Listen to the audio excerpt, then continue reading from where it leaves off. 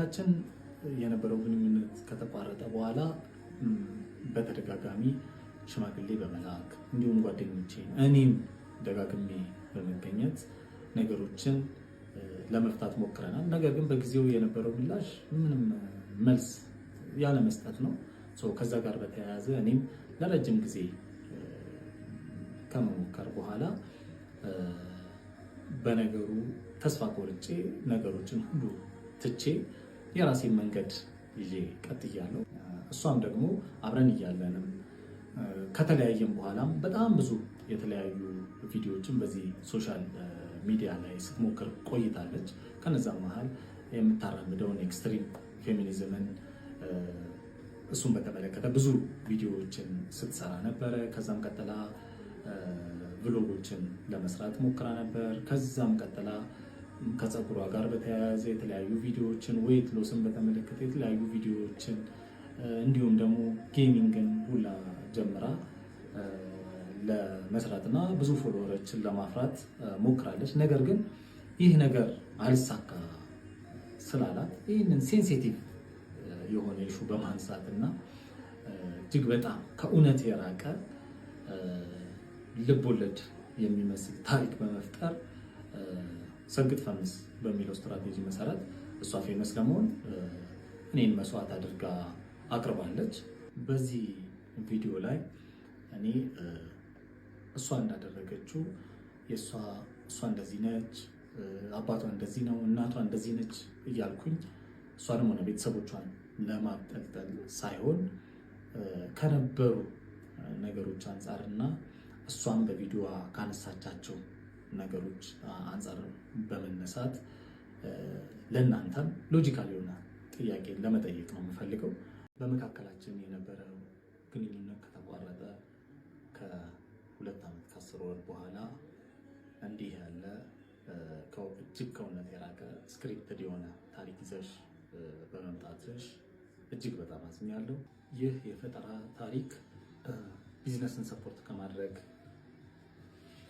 ብቻ ነው ብዬ በማሰብ ነገሩን ደግሞ የበለጠ ለማካረር በማሰብ ጉዳዩን በእግዚአብሔር ፊት ትቼው የነበረ ቢሆንም ይህ ጉዳይ ግን ከዛ እየዘለለ አሁን ደግሞ የተለያዩ ፖድካስቶች ላይ እንዲሁም ደግሞ እዛው ቲክቶክ ፕላትፎርም ላይ እየቀጠለ ስለሆነ ምላሽ ለመስጠት ቪዲዮዎችን ለመስራት ተገድጃለሁ።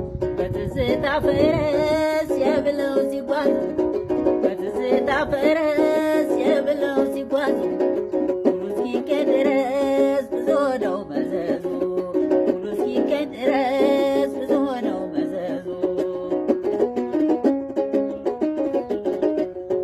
መሄድ ብቻ መሄድ ብቻ መሄድ ብቻ በሌለው ዳርቻ አይሰለቸው አይሰለቸው አይሰለቸው ልቤ ላይ ይመቸው ወድዬ እንደው ላልጨርሰው ወድዬ መንገድ ናፍቅሬ ወድዬ ከልቤ ላይ ተኛች ወድዬ ታች መስኖሬ ወድዬ የእጅሽን አትጨው ወድዬ እኔ ምን እላለሁ ብታየው ቢደርስሽ አንቺ ትብሻለሽ ብታየው ቢደርስሽ አንቺ ትብሻለሽ በኳሊበር በኳሊበር በኳሊበር አድርጎ ጃንተ ክሏርከው ሲደክመኝ ማርፍበት ሲደክመኝ ማርፍበት ናፍቀኝ ትላው ሲደክመኝ ያርፉበት ሲደክመኝ ያርፉበት ናፍቀኝ ትላው በኳሊበር በኳሊበር በኳሊበር አድርጎ ጃንተ ክሏርከው ሲደክመኝ ማርፍበት ሲደክመኝ ማርፍበት ናፍቀኝ ትላው ሲደክመኝ ማርፍበት ሲደክመኝ ማርፍበት ናፍቀኝ ትላው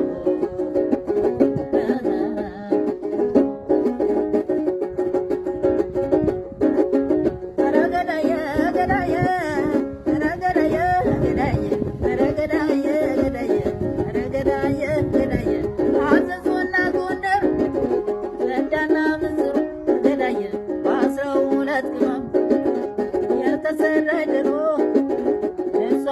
ቀምሻለሁ አልድንም ዘንድሮ ዞማዬ ዞማዬ ዞማዬ ዞማዬ ዞማዬ ዞማዬ ዞማዬ ዞማዬ አበባ እያልኩኝ አብሬሽ ቀረብኩኝ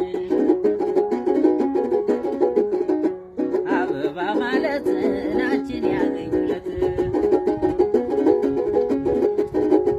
አበባ አበባ ኮንደል ላይ ስንገባ ኧረ ገዳዬ ገዳዬ ኧረ ገዳዬ ገዳዬ ኧረ ገዳዬ ገዳዬ ኧረ ገዳዬ ገዳዬ ውረጅ አላልኩም ገዳዬ ካዘዞ በታች ከብያ ከብያ ያለ እንዳልኩ የሰው ልጅ ሰላም ሰላም ቤተሰብ እንዴት ናችሁ? ከኔ ጋር ያለው እግዚአብሔር ይመስገን። ሁላችሁም በያላችሁበት ሰላማችሁ ብዛልኝ። ዛሬ እንግዲህ ይዤላችሁ የመጣሁት ነገር ምንድን ነው? ያው ከሳምንት በፊት የጽዮንን አብዛኞቻችን ይህን ቪዲዮ ያላየው አለ ብዬ አላስብም። የብዙዎቻችንን ልብ ነክታለች። አንዳንዴ ዋጋም ብንከፍልም ግን ገደብ አለው። ገደቡን ሲያልፍ ብዙ ነገሮችን ይዞብን ነው የሚመጣው። ህይወታችንን ያመሰቃቅለዋል። የሆነ ሌሎች ጋር መኔታ እንዳይኖረን ያደርግብናል። በነገራችን ላይ በፍቅር ዙሪያ ብቻ አይደለም፣ ለብዙ ሰዎች ዋጋ ልንከፍል እንችላለን። ነገር ግን ገደብ መኖር አለበት። ገደብ ታለፈ አንዳንዴ ሊያስንቀንም ይችላል ማለት ነው እና ገደብ መኖር አለበት ብዬ ነው የማስበው። እና ብዙዎቻችንን አስለቅሳን ነበረ። ነገር ግን ትናንትናም እርግጥ ሆነ ቤት እየተወያዩበት ነበር። ይህ ትክክለኛ ታሪክ አይደለም። ያው የራሷ ስራ እንዲታወቅላት ምናምን ያደረገችበት የሄደችበት መንገድ እንጂ እሱ እንደዛ አላደረገም እና የራሳቸው ታሪክ አይደለም፣ ተውነት የራቀ ነው እያሉ አብዛኞቹ እየተወያዩበት ነበረ። ትናንትና ሙሉ ቀን እያዳመጥኩ የነበረ ነገር ግን አሁን ደግሞ በገሃድ ባልየው የገዛ ባለቤቷ ካንደበቱ ያው እንደማናቸውም ባለ ትዳሮች ያው ችግር ተፈጥሮ ነበረ፣ ለመፍታት ተሞክሮ ነበረ። ነገር ግን ደግሞ አልተቻለም። እኔ የሚሄድበት ሌላ ነው፣ እሷ የምትረዳበት ሌላ ነው። ስለዚህ እኔ አሁን የመጣሁት አሁን አንዳንዴ እዚህ ጋር ይቅርታ አድርጉልኝና ምንም አይነት ነገር